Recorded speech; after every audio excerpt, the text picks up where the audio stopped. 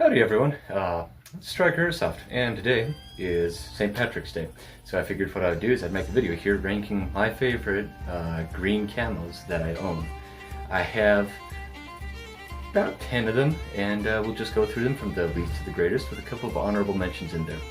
And if you disagree with any of this, feel free to let me know in the comments. I would love to hear your opinions. I would be very interested to see what you disagree with. Without further ado, let's get started. So, at 13th place is EMR.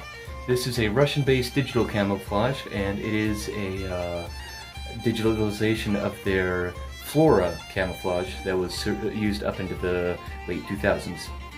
I'm not a big fan of it because it's just essentially another digitalized camo, and it works, but it's also it kind of sits in the same category as multicam for me, as in it's so widely used by everyone and their brother trying to do a Russian kit. So that's my opinion on it. With that, moving right into the next one, multicam. Alright, in 12th place we have multicam. And I haven't even gotten to editing this video yet, and I can already hear a bunch of you screaming, multicam is a tan camo. That is the beauty of multicam. I have a whole other video going over this, so if you really want to get into the nitty-gritty, go check that out. But, very basic and simple, multicam does a great job at kind of merging with its environments. But, the base color on multicam is green. It has, I believe, 5 green color variants in it versus only 3 brown or tan color variants, with another couple cream and black thrown in there here and there, depending on if you're going off like OCP, Scorpion, or actual genuine multicam.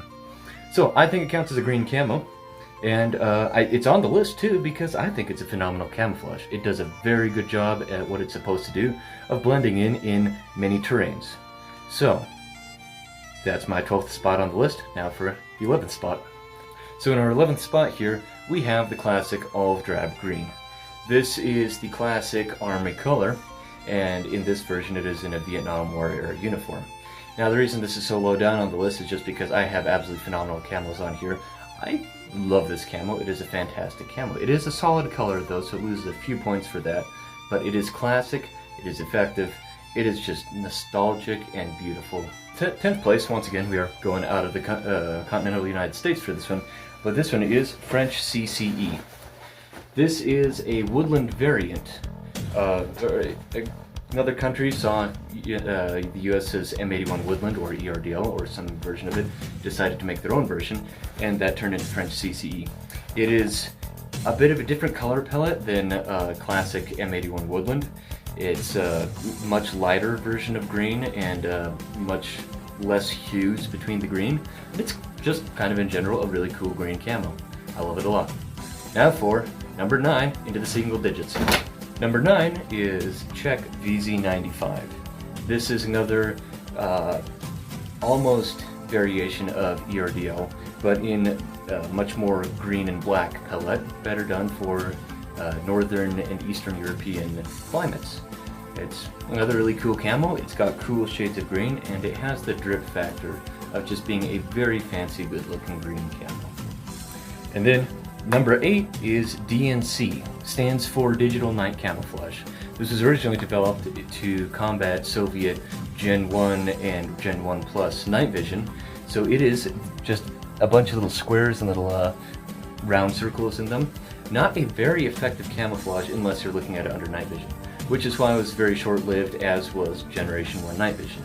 But the drip aesthetic wears on, so that's why it gets such a spot on the list. Okay, in 7th place we have Ranger Green. Now Ranger Green is a very unique camouflage. Again, it's another one of those solid color camouflages, but it has a special property that the way it shifts and reflects light when it's standing near things causes it to kind of almost color shift. When you're standing somewhere that's a little bit more tan, it'll appear a little bit more on the tan side.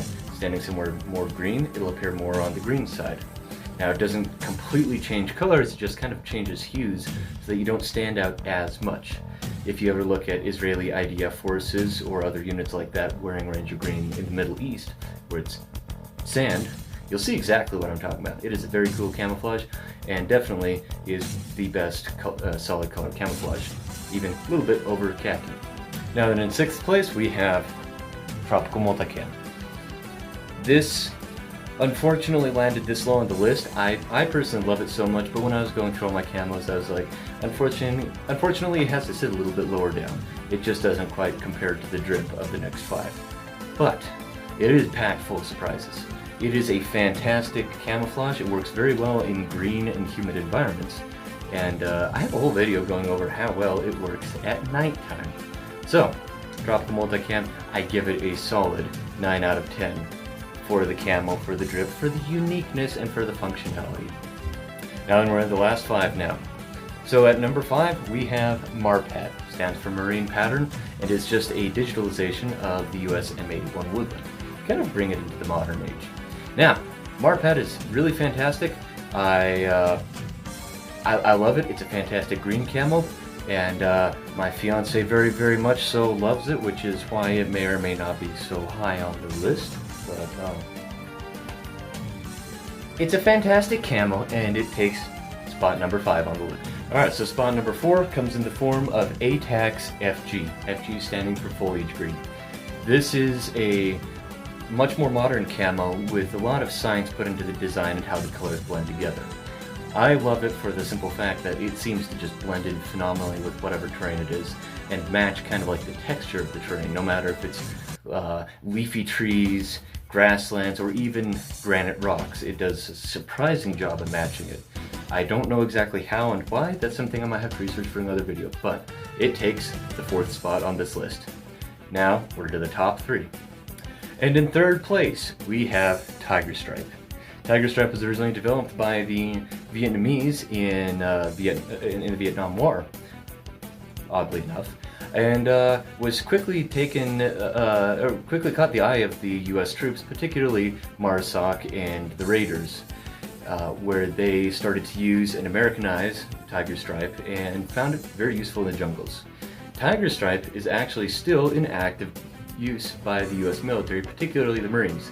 OPT-4 wears Tiger Stripe during Marine trainings and all that.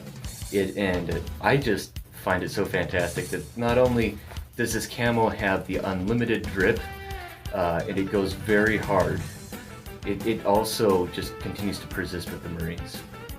I am sorry, I couldn't think of a better way to put in a Metal Gear Solid joke that wouldn't be too hard, but maybe I'll snake one in next time. Now for 2nd place. Now, 2nd place belongs to AOR2. This is another digitalized camo pattern, this one originally adopted by the Navy.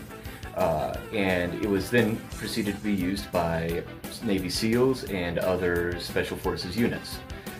Now, ironically, it is the General Issue Navy Workwear uniform, the NWU-3, to be precise.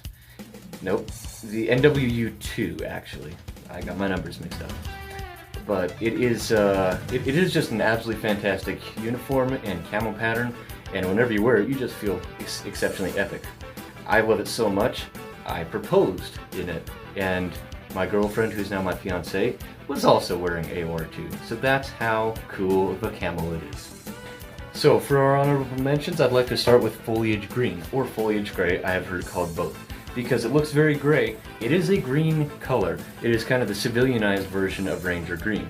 And to show you that it is not just Ranger Green, we'll take this little backpack here. This backpack is Ranger Green. On the side here, this is a Foliage Green pouch. And you see the color difference between the two. It's a lot lighter, it's several shades lighter, and it can very easily be mistaken for a gray color. It's a decently good camo in like urban environments. Kind of keeps you concealed without looking too out of place. Then we have one of my favorite camos in my collection. This is Benin Park Ranger camouflage. The cool thing about it, as you see, it is made up of all the different kinds of wildlife you would find in Benin Park, in Benin parks and all that in Africa. This is used by their park rangers who enforce anti-poaching and all that, and it's just, there aren't any other camos out there unless you count things like Ian Pat and other goofy camos, but this one is actually used by real militaries, and I think that is really cool. Unfortunately, it didn't really have enough generalization to actually make it on the main list, but now it gets to sit up here in the honorable mentions.